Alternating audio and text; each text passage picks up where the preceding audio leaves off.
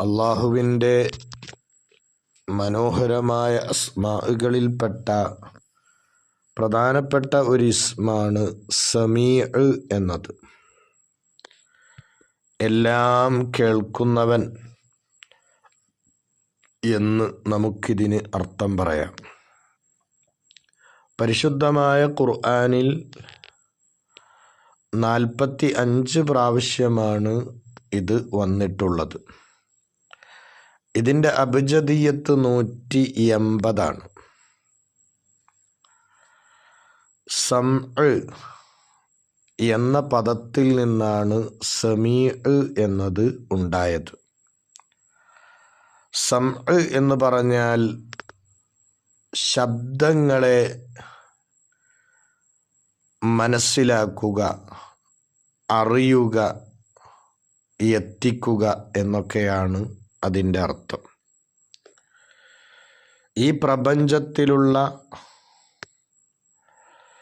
എല്ലാ സൃഷ്ടികളുടെയും വ്യത്യസ്ത ശബ്ദങ്ങളെ, വ്യത്യസ്ത ഭാഷകളെ, വിവിധങ്ങളായ ആവശ്യങ്ങളെ, അതുതന്നെയും ആകാശഭൂമിയുടെ പല ഭാഗങ്ങളിൽ നിന്നുള്ള ശബ്ദങ്ങളെ എല്ലാത്തിനെയും വളരെ കൃത്യവും വ്യക്തവുമായ നിലക്ക് കേൾക്കുന്നവനാണ് അല്ലാഹു തആല. അള്ളാഹുവിൻ്റെ കേൾവി എന്ന ആ ഒരു വിശേഷണം അത് അള്ളാഹുവിൻ്റെ ദാത്തിയായ സിഫത്താണ്. അള്ളാഹുവിന് നിർബന്ധമായ എപ്പോഴും ഉണ്ടാകുന്ന ഒരു വിശേഷണമാണ് സമീ ആവുക എന്നത്.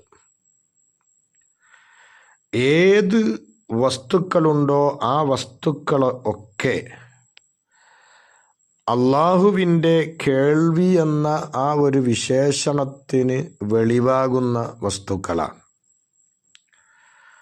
കേൾക്കപ്പെടുന്ന എന്തൊക്കെ കാര്യങ്ങളുണ്ടോ അതിനെയൊക്കെ അള്ളാഹു മനസ്സിലാക്കുന്നവനാണ്, കേൾക്കുന്നവനാണ്. പക്ഷെ അള്ളാഹുവിൻ്റെ കേൾവി സൃഷ്ടികളുടെ കേൾവി പോലെ അല്ല. സൃഷ്ടികൾ കാതുകൊണ്ട് കേൾക്കുന്നവരാണ്. അള്ളാഹുവിന് കേൾക്കാൻ കാത് ആവശ്യം ഇല്ല, അല്ലെങ്കിൽ ഒരു അവയവമോ അല്ലെങ്കിൽ മറ്റേതെങ്കിലും സംവിധാനമോ ആവശ്യമില്ല. ഒരു അവയവങ്ങളും ഇല്ലാത്ത പരിശുദ്ധദാത്തായിരിക്കെ തന്നെ എല്ലാം കേൾക്കുന്നവനാണ് അല്ലാഹു തആല. അള്ളാഹുവിന് കേൾക്കാത്ത ഒന്നും പ്രപഞ്ചത്തിലില്ല. അർദ്ധരാത്രിയിൽ നടന്നു പോകുന്ന ഉറുമ്പുകളുടെ ആ കാലൊച്ചകൾ വരെ അള്ളാഹു കേൾക്കും.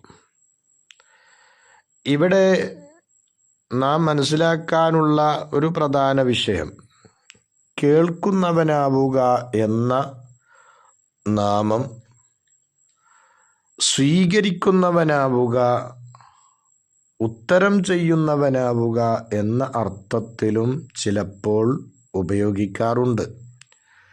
കേൾക്കുക എന്നതിനെ അനുസരിക്കുക എന്ന അർത്ഥത്തിൽ സാധാരണയിൽ തന്നെ നമ്മൾ ഉപയോഗിക്കാറുള്ളതാണ്. ചില മാതാപിതാക്കൾ അവരുടെ മക്കളെ സംബന്ധിച്ച് ആ മക്കളുടെ അധ്യാപകരോട് പരാതി പറയും, ഇവൻ ഞാൻ പറയുന്നതൊന്നും കേൾക്കുന്നില്ല. അപ്പോൾ ഒരു അധ്യാപകനും ആ രക്ഷിതാക്കളോട് എങ്കിൽ അവനെ ENT കാണിക്കൂ, എന്നോട് പറഞ്ഞിട്ടെന്താണ് കാര്യം എന്ന് തിരിച്ച് പറയാറില്ല. കാരണം അധ്യാപകനറിയാം തൻ്റെ മകൻ പറഞ്ഞത് കേൾക്കുന്നില്ല എന്ന് പറയുന്ന ഈ രക്ഷിതാവിൻ്റെ ഉദ്ദേശം സ്വീകാര്യതയുടെ കേൾവി കേൾക്കുന്നില്ല എന്നാണ്, പറഞ്ഞത് അനുസരിക്കുന്നില്ല എന്നാണ്. അപ്പം ഇത് സാധാരണയിൽ തന്നെ നമ്മൾ പ്രയോഗിക്കുന്നതാണ്. അപ്പം അതുപോലെ ഉത്തരം ചെയ്യുന്നവൻ, സ്വീകരിക്കുന്നവൻ എന്ന അർത്ഥത്തിൽ സമഅ് എന്നതിനെ ഉപയോഗിക്കാറുണ്ട്. സമീഅ് എന്ന അള്ളാഹുവിൻ്റെ നാമത്തെയും ആ അർത്ഥത്തിൽ ഉപയോഗിക്കാറുണ്ട്. അപ്പോൾ അള്ളാഹുവിനെ സ്തുതിക്കുന്ന എല്ലാവരുടെയും സ്തുതിയെ അള്ളാഹു സ്വീകരിക്കും. അവർക്ക് അള്ളാഹു അതിന് പ്രതിഫലം നൽകും. അള്ളാഹുവിനോട് ദുആ ചെയ്യുന്ന എല്ലാവരുടെയും ദുആഇനെ അള്ളാഹു കേൾക്കും, അതിന് ഉത്തരം ചെയ്യുകയും ചെയ്യും. ഈ ഇസ്മുമായിട്ട് കൂടുതലായി തഅല്ലുഖാകുമ്പോൾ, ബന്ധമാകുമ്പോൾ അവനിൽ പ്രകടമാകുന്ന ചില അടയാളങ്ങൾ ഉണ്ട്. അവൻ ഏതൊരു സംസാരത്തിലും അള്ളാഹുവിനെ മുറാഖബത്ത് ചെയ്യും. ഞാൻ എന്ത് പറഞ്ഞാലും അതൊക്കെ കേൾക്കുന്നവനാണ് എൻ്റെ റബ്ബ്. വളരെ ശബ്ദം താഴ്ത്തി പറഞ്ഞാലും ശബ്ദത്തിൽ പറഞ്ഞാലും എൻ്റെ മനസ്സുകൊണ്ട് പറഞ്ഞാലും ഒക്കെ സൃഷ്ടാവായ എൻ്റെ റബ്ബത് കേൾക്കുന്നുണ്ട് എന്ന ഒരു ബോധത്തിലേക്ക് അവൻ എത്തുന്നതാണ്. എൻ്റെ ഓരോ വാക്കുകളും എൻ്റെ റബ്ബ് കേൾക്കുന്ന ഒരു തരത്തിലാണ് ഞാൻ ഉള്ളത്. അതുകൊണ്ട് എൻ്റെ നാവിനെ ഞാൻ സൂക്ഷിക്കണം എന്ന ഒരു തിരിച്ചറിവും ബോധവും അവനിൽ ഉണ്ടാകുന്നതാണ്. ഒരു മനുഷ്യനെ നരകത്തിലേക്ക് കൂടുതലായി ക്ഷണിക്കുന്ന അവൻ്റെ ശരീരത്തിലെ ഒരവയവമാണ് നാവ് എന്നാണ് ഹബീബായ നബി സല്ലല്ലാഹു അലൈഹി വസല്ലമ തങ്ങൾ തന്നെ പഠിപ്പിച്ചിട്ടുണ്ട്. നാവിനെ ആരെങ്കിലും സൂക്ഷിക്കുകയാണെങ്കിൽ അവന് സ്വർഗം കൊണ്ട് ഞാൻ ജാമ്യം നിൽക്കാം. അതുപോലെ ഗുഹ്യസ്ഥാനത്തെയും അവൻ സൂക്ഷിക്കുകയാണെങ്കിൽ സ്വർഗം കൊണ്ട് ഞാൻ ജാമ്യം നിൽക്കാമെന്ന് നബി സല്ലല്ലാഹു അലൈഹി വസല്ലമ തങ്ങൾ പഠിപ്പിച്ച ഹദീസിൻ്റെ കിതാബുകളിൽ നമുക്ക് കാണാൻ കഴിയും. മനുഷ്യൻ്റെ നാവിനെ അള്ളാഹു സൃഷ്ടിച്ച ആ ഒരു സൃഷ്ടിപ്പ് തന്നെ നാം ചിന്തിച്ചാൽ വളരെ പ്രത്യേകമായ ഒരവസ്ഥയിലാണ് നാവിനെ സൃഷ്ടിച്ചിട്ടുള്ളത് എന്ന് നമുക്ക് ബോധ്യമാകും. ഏത് മനുഷ്യനെയും കണ്ടാൽ കടിച്ചു കീറുന്ന വന്യജീവിയെ ഒരു കൂടിൻ്റെ ഉള്ളിൽ ആക്കപ്പെടുന്നത് പോലെ ഒരു മനുഷ്യൻ്റെ വായക്കുള്ളിലാണ് അള്ളാഹു നാവിനെ സൃഷ്ടിച്ചത്. ആ നാവിനെ വായയുടെ ഉള്ളിൽ സൃഷ്ടിക്കുന്നതോടുകൂടെ അതിന് നല്ല ബലമുള്ള ഒരു ഷട്ടർ, പല്ലുകൾ എന്ന നിലക്ക് അല്ലാഹു തആല സംവിധാനിച്ചു. ആ പല്ലുകളുടെ ഇപ്പുറത്ത് വീണ്ടും 2 ചുണ്ടുകളെയും അല്ലാഹു തആല സംവിധാനിച്ചു. ഇതൊക്കെ നാവ് എപ്പോഴും നീ ഒതുക്കണം, അത് പുറത്തേക്ക് ചാടിയാൽ അപകടമാണ് എന്ന ആ ഒരു സന്ദേശത്തെ വിളിച്ചോതുന്ന കാര്യങ്ങളാണ്. അതേപോലെ തന്നെ ഒരു മനുഷ്യൻ്റെ നന്മ തിന്മകൾ അത് ആഖിറത്തിലാണല്ലോ തൂക്കപ്പെടുന്നത്. ഒരാളുടെ നന്മയാണോ തിന്മയാണോ ആഖിറത്തിൽ കൂടുതൽ കനം തൂങ്ങുക എന്ന് ദുനിയാവിൽ വെച്ച് കൊണ്ട് തന്നെ മനസ്സിലാക്കാൻ കഴിയുമെന്നാണ് സൂഫിയാക്കൾ പറയുന്നത്. അവരതിന് കാരണമായി പറയുന്നത് ഒരു മനുഷ്യൻ്റെ സൃഷ്ടിപ്പ് തന്നെ തുലാസ് പോലെയാണ്. 2 കൈകൾ 2 ഭാഗങ്ങളിലേക്ക് നിവർത്തിപ്പിടിച്ചാൽ അതാണ് തുലാസിൻ്റെ 2 തട്ടുകൾ. ആ തട്ടുകളെ സമപ്പെടുത്തുന്ന ഉപകരണമാണ് അവൻ്റെ നാവ്. ആ നാവ് നന്മയിലാണ് കൂടുതൽ ഉപയോഗിക്കപ്പെടുന്നത് എങ്കിൽ ആഖിറത്തിൽ അവൻ്റെ നന്മയാണ് കൂടുതൽ എന്ന് മനസ്സിലാക്കാം. നാവ് തിന്മയിലാണ് കൂടുതൽ ഉപയോഗിക്കപ്പെടുന്നത് എങ്കിൽ ആഖിറത്തിൽ അവൻ്റെ തിന്മയാണ് കൂടുതൽ എന്നും മനസ്സിലാക്കാം. ഈ നിലക്ക് നാവിൻ്റെ സൃഷ്ടിപ്പിനെ അല്ലെങ്കിൽ മനുഷ്യ ശരീരത്തിൻ്റെ സൃഷ്ടിപ്പിനെ വിശദീകരിച്ചത് നമുക്ക് കാണാൻ കഴിയും. സമീഅ് എന്ന ആ ഇസ്മിനോട് ബന്ധം പുലർത്തി ആ ഇസ്മ കൊണ്ട് തഖല്ലുക്ക് ആകേണ്ടത് എങ്ങനെയാണ്?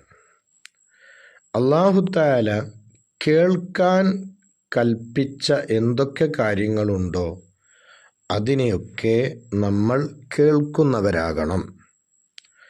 നമ്മളുടെ കേൾവിയെ നമ്മെ അള്ളാഹുവിൻ്റെ മാർഗത്തിലേക്ക് നയിക്കുന്ന കാര്യങ്ങളിലേക്ക് തിരിക്കണം. അള്ളാഹ് നമുക്ക് ചെയ്തു തന്ന ആ കേൾവി എന്ന അനുഗ്രഹം എപ്പോഴും നമ്മൾ അതിനെ ഉപയോഗിക്കേണ്ടത് അള്ളാഹുവിലേക്ക് നമ്മെ അടുപ്പിക്കുന്ന കാര്യങ്ങളിലായിരിക്കണം. അള്ളാഹുവിൻ്റെ പരിശുദ്ധമായ കലാം, ഖുർആൻ, അതുപോലെ തന്നെ അള്ളാഹുവിൻ്റെ സൃഷ്ടിപ്പിൽ ഉള്ള അത്ഭുതങ്ങൾ, ഇതൊക്കെ മറ്റുള്ളവർ പറയുന്നത് കേൾക്കാനുള്ള ആ ഒരു താല്പര്യം അതെപ്പോഴും നമ്മളിലുണ്ടാകും. നമ്മൾ ഈ സമീ എന്ന ഇസ്മുമായി സ്വഭാവം ശ്രദ്ധിച്ചിട്ടുണ്ട് എങ്കിൽ. അതേപോലെ തന്നെ അള്ളാഹുവിലേക്ക് കൂടുതലായി സുന്നത്തായ കാര്യങ്ങൾ ചെയ്തുകൊണ്ട് അടുക്കും. അങ്ങനെ അടുക്കുമ്പോൾ അള്ളാഹു നമ്മളുടെ കേൾവി ആകും. പിന്നെ അള്ളാഹുവിനെ കൊണ്ടായിരിക്കും നമ്മൾ കേൾക്കുക. അള്ളാഹുവിനെ കൊണ്ട് കേൾക്കുന്ന ഒരവസ്ഥയിലേക്ക് ഒരാൾ എത്തുക എന്ന് പറഞ്ഞാൽ അത് അലാമത്തുൽ വിലായത്തിൽ കുബ്ര, വലിയ വിലായത്തിൻ്റെ ഒരു അടയാളമാണത്.